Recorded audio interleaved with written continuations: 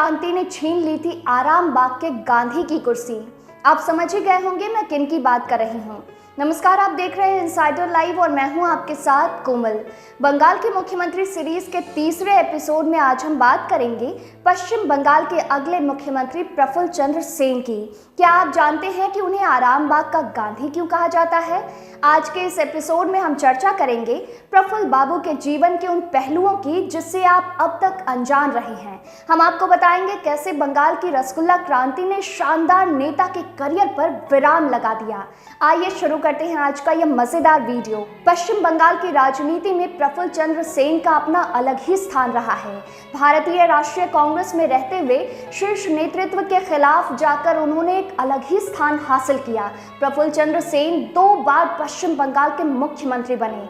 उनका पहला कार्यकाल 1 जुलाई 1962 से 28 फरवरी 1967 तक रहा।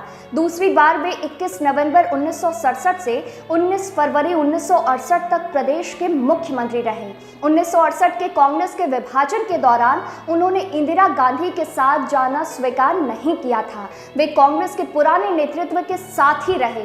ग्राम विकास के कार्यों और समाज के पिछड़े तबके के उद्धार में योगदान के कारण उन्हें आराम बाग का गांधी कहा जाता है। स्वतंत्रता आंदोलन में प्रफुल्ल चंद्र सेन ने 11 साल तक जेल की सजा भोगी थी। प्रफुल्ल चंद्र सेन का जन्म 10 अप्रैल 1897 को हुगली जिले के आराम बाग में एक गरीब परिवार में हुआ था।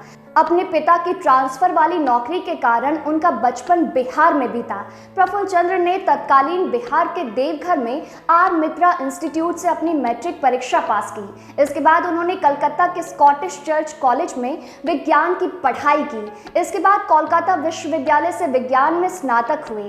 प्रफुल्ल चंद्र सेन के जीवन पर बाल गंगाधर तिलक, लाला लाजपत राय और बिपिन चंद्र पाल के विचारों का प्रभाव पड़ा। बाद में वह गांधी जी के संपर्क में आने के बाद उनके अनुयायी बन गए।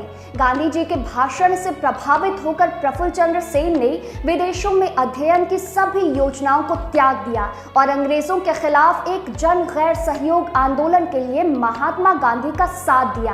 प्रफुल्ल चंद्र सेन स्वतंत्रता आंदोलन में हमेशा सक्रिय रहे। 1921, 1930, 1932, 1934 और 1942 में उन्होंने कैद की सजा भोगी और कुल 11 वर्ष तक जेल में बंद रहे। प्रफुल्ल चंद्र सेन ने उदार जीवन शैली के साथ अपना जीवन बिताया। प्रफुल्ल चंद्र सेन के राजनीतिक जीवन का आरंभ 1948 में डॉक्टर विधान चंद्र राय के मंत्रिमंडल में मंत्री के रूप में सम्मिलित होने के साथ हुआ। 1962 में विधान चंद्र राय की मृत्यु के बाद वे पश्चिम बंगाल के मुख्यमंत्री बने और 1967 तक इस पद पर बने रहे। इस वर्ष के निर्वाचन में कांग्रेस पराजित हो गई थी। इसके बाद का प्रफुल्ल चंद्र सेन का समय रचनात्मक कार्यों में ही बीता। 1968 में कांग्रेस के विभाजन के बाद इंदिरा गांधी के साथ जाने से उन्होंने मना कर दिया। प्रफुल्ल चंद्र सेन ने पुराने नेतृत्व के साथ ही रहने का निश्चय किया। हालांकि इससे पहले उनके एक निर्णय ने पश्चिम बंगाल में अलग ही आंदोलन खड़ा कर दिया था।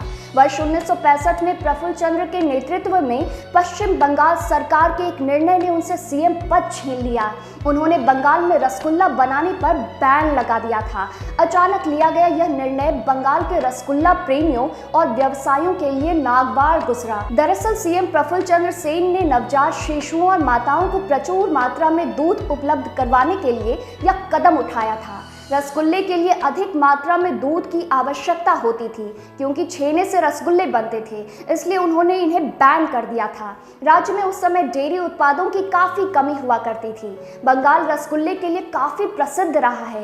पक्के गांधीवादी विचारों वाले प्रफुल्ल चंद्र सेन को रसगुल्लों पर प्रतिबंध के दुष्परिणाम मालूम थे, फिर भी वह नहीं माने और उन पर बैन लगा दिया। उन्हें इसके परिणाम स्वरूप सत्ता गंवानी पड़ी। इसे पश्चिम बंगाल के इतिहास में रसगुल्ला क्रांति के तौर पर भी याद किया जाता है। वामपंथी पार्टियों की तरफ से इस प्रतिबंध के विरोध में राज्य भर में विरोध प्रदर्शन हुए। वर्ष 1968 के कांग्रेस का विभाजन हुआ और वह इंदिरा गांधी के साथ नहीं गए। प्रफुल्ल चंद्र सेन ने पुराने नेतृत्व के साथ ही रहने का निश्चय किया। इस प्रकार उनकी राजनीतिक गतिविधियां समाप्त हो गई। प्रफुल्ल चंद्र सेन का 25 सितंबर 1990 को कलकत्ता में निधन हो गया। तो ये थी बंगाल के तीसरे मुख्यमंत्री की कहानी। फिर मिलूंगी बंगाल के अगले मुख्यमंत्री की कहानी लेकर। वीडियो अगर आप फेसबुक पर देख रहे हैं तो पेज को लाइक फॉलो कर लें और अगर यूट्यूब पर देख रहे हैं तो चैनल को सब्सक्राइब कर लें।